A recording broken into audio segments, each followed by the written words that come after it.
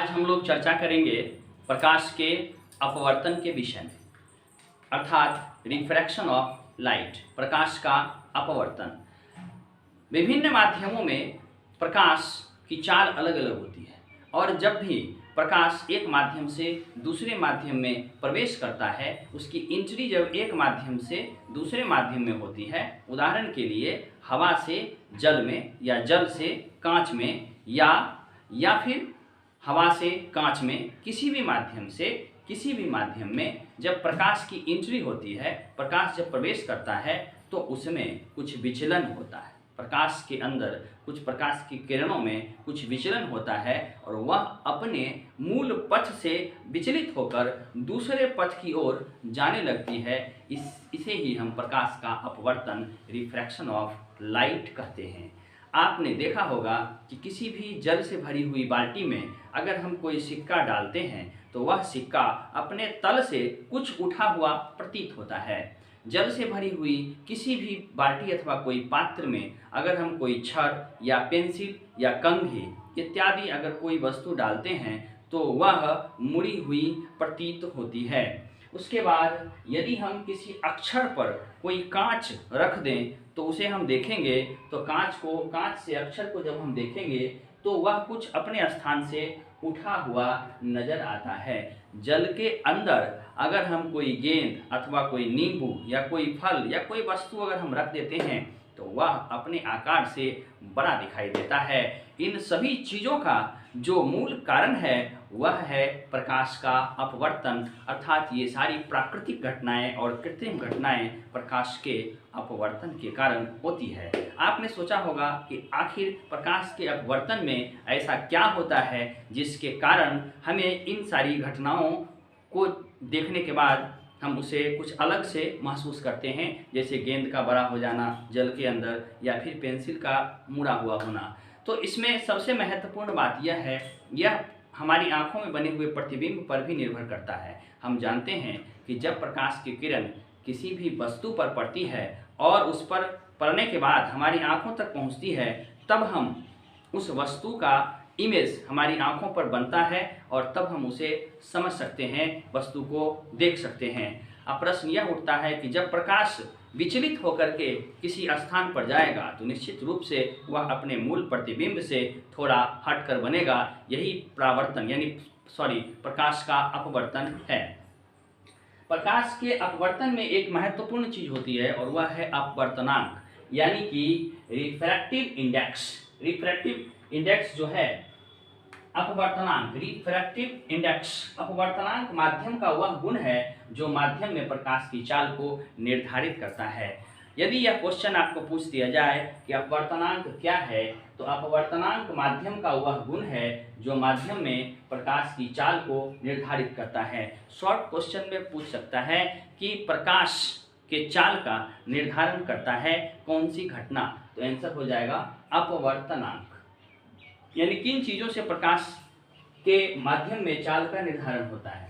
उसके बाद एक आता है निरपेक्ष अपवर्तनांक, एब्सोल्यूट रिफ्रैक्टिव इंडेक्स। निर्वात में प्रकाश की चाल तथा दिए गए माध्यम में प्रकाश की चाल के अनुपात को निरपेक्ष अपवर्तनांक कहा जाता है। अर्थात निर्वात, जहाँ पर कोई हवा नहीं हो, कोई वस्तु नहीं हो, कोई चीज़ें नहीं हो, जहाँ हवा का नामो निशान ना हो, ऐसे स्थान को हम निर्वात कहते हैं। और निर्वात में जो प्रकाश की चाल होगी और जिस माध्यम में प्रकाश की चाल हमें ज्ञात है, उस दोनों के अनुपात को हम निरपेक्ष अपवर्तनांक कहते हैं, एब्सोल्यूट रिफ्रैक्टिव इंडेक्स कहते हैं।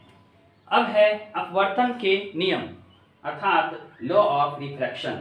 इसे हम अपवर्तन के नियम को स्नेल का नियम भी कहते हैं, अर्थात यह भी कह सकते हैं कि स्नेल के नियम द्वारा अपवर्तन के नियम की व्याख्या होती है। तो स्नेल के नियम से या अपवर्तन के नियम से, लॉ ऑफ रिफ्रैक्शन के द्वारा, नंबर 1 पहला जो रूल है, इसमें 2 रूल दिए गए हैं। पहला रूल है आपतित किरण, आपतन बिंदु तथा अविलंब तीनों एक ही तल पर होते हैं। आपतित किरण यानी आने वाली किरण और आपतन बिंदु जहाँ पर किरण आकर के रुकती है उसको हम कहते हैं आपतन बिंदु, और अभिलंब, उसके बीच में जो अभिलंब है, ये तीनों एक ही तल में होता है। उसके बाद आपतन कोण की ज्या, ज्या का अर्थ होता है साइन, कोण को हम ज्या से सूचित करते हैं।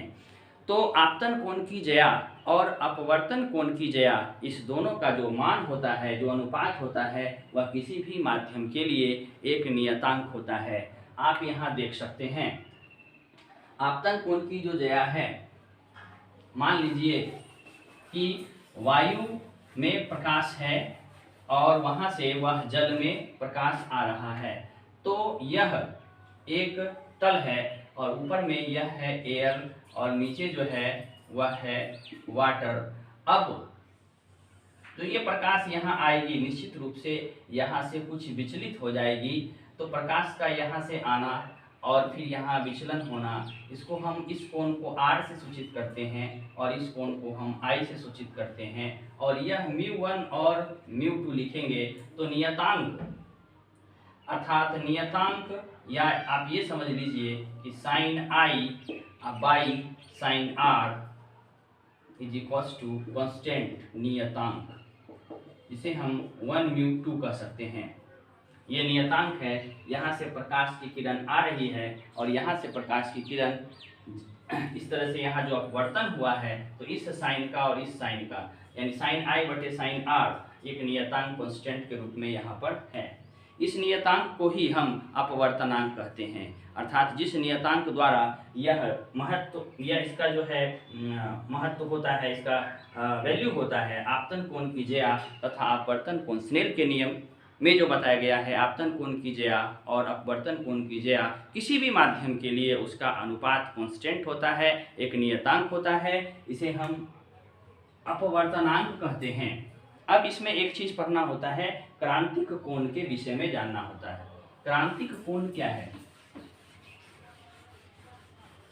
जब प्रकाश की किरण सघन माध्यम से विरल माध्यम में जाती है, जब प्रकाश की किरण सघन, सघन का अर्थ होता है घना माध्यम और विरल का अर्थ होता है जो घना नहीं है, तो सघन माध्यम से जब विरल माध्यम की ओर जाती है तो आपतन कोण का एक ऐसा मान होता है जिसके लिए अपवर्तन कोण का मान 90 डिग्री होता है। अपवर्तन कोण का मान 90 डिग्री होता है। अगर इस अवस्था में अपवर्तित किरण सतह को स्पर्श करती हुई गुजरती है तो आपतन कोण के इस विशेष मान को हम क्रांतिक कोण अर्थात C से सूचित करते हैं, जहां